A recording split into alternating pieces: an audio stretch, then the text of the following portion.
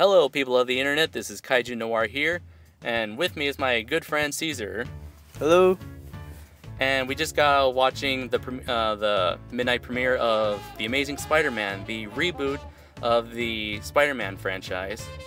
Now, for those of you who don't know, back in 2010, I believe, there was plans for a Spider-Man 4. Unfortunately, there was disputes between Sony Pictures and director Sam Raimi over who would be the villain of Spider-Man 4.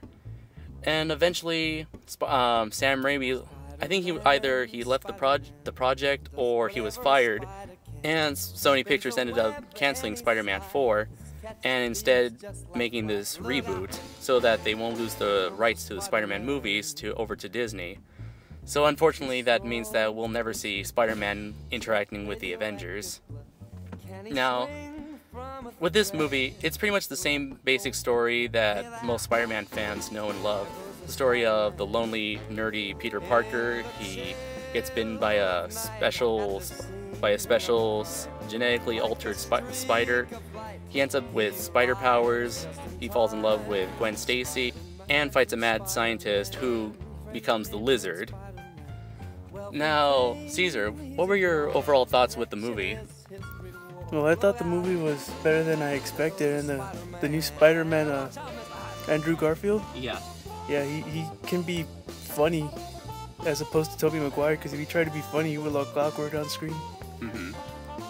I would agree with you. I think that the new Spider-Man, Andrew Garfield, in my opinion, I think he ended up being a better Spider-Man than Tobey Maguire, because I felt you can really tell from his character that he is a very lonely. He's a loner. He doesn't interact with people much, and so throughout the movie, when he does interact with people, he acts very awkward around everybody. And what do you thought of him as Spider-Man? Well, his character changed a lot when he put on the suit. Oh, I also agree with you there. It feels like when he puts on the mask, he definitely becomes a different person.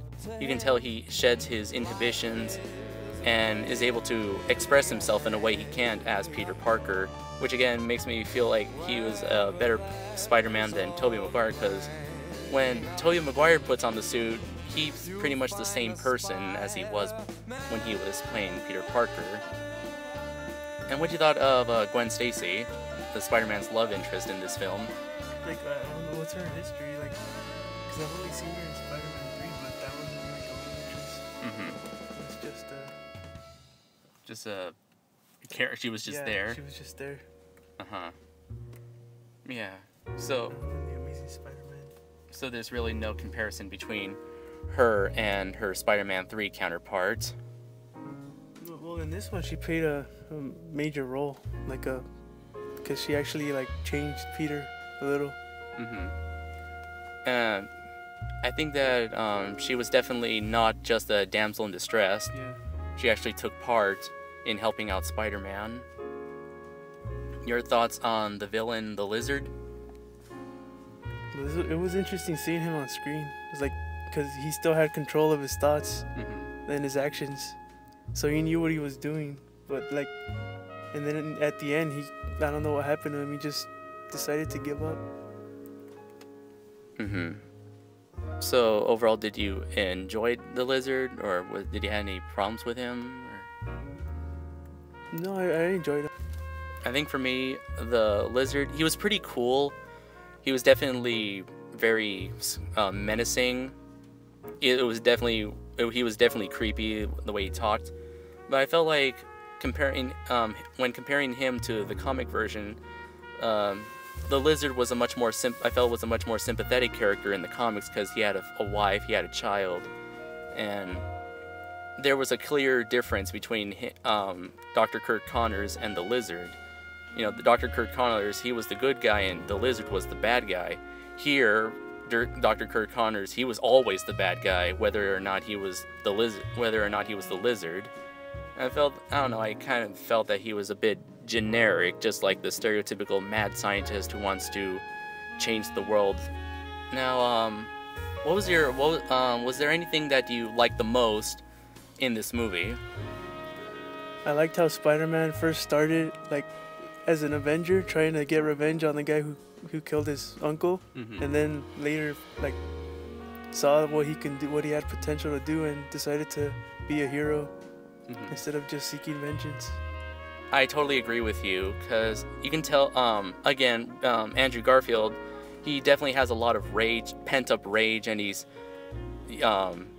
expressing his anger through brutal force.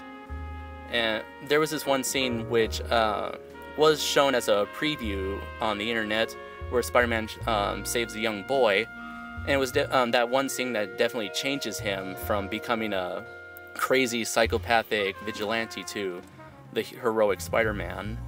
I agree with you, that was definitely a great scene, although I would have to say that that one scene was, I felt it was kind of a rip-off of the very last episode of Batman Beyond, where the exact thing happened, where Terry McGinnis took off his Batman mask just to show a boy that he's rescuing that he was a person and not a scary monster. So I don't know about that. Speaking of ripped off moments, remember that one scene where Spider-Man was like breaking stuff in the bathroom? Yeah. Didn't that remind you of the scene from X-Men Origins Wolverine where Wolverine was destroying stuff with his claws? Which part was that? I don't remember it.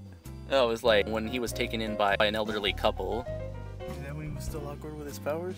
Yeah, it was the first time he looked at his adamantium claws. Well, anyways, if there was anything that you did not like about the movie or you thought was lacking, what was it? Honestly, the only thing I thought was like they didn't really show how he came up with his costume idea. It just sort of happened. Kind of glanced over it a bit. Yeah. Yeah, that was also done with the older Spider-Man movies, where he just happened to make a costume out of nothing, pretty much. They do show where he got his the mask idea and the idea for a spandex costume, which also reminded me. Remember how when he was researching spiders and spandex costumes, he was using Bing? Yeah. I'm like, seriously, who uses Bing nowadays? Everyone knows it's Google. Microsoft advertisement, man. Yeah, of course. It all makes sense.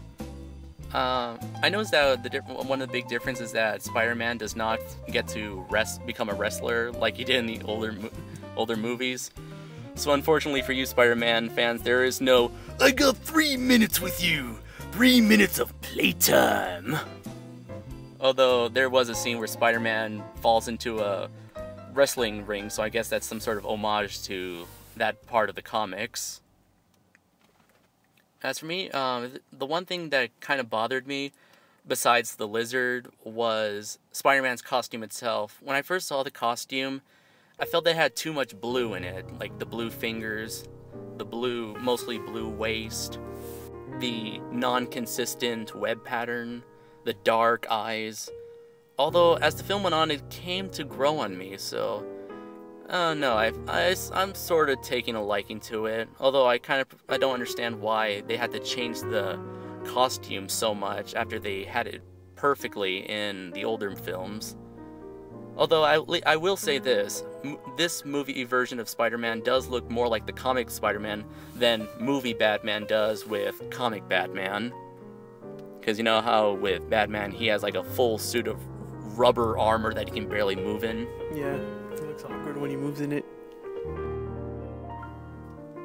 I guess one thing we could talk about is the bonus scene that comes, like, I guess 2 minutes into the credits, where you see the villain, Dr. Connors, interacting with some villain.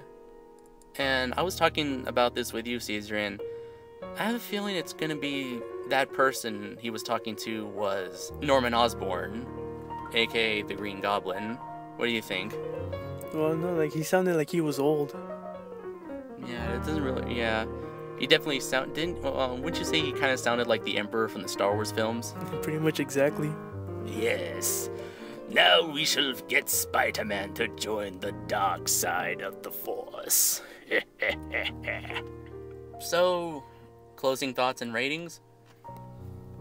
I'd pretty much give it a 4. It's worth seeing and buying once it comes out because it'll have behind the scenes and about all the interesting stuff they did. This is definitely a movie that's worth watching multiple times.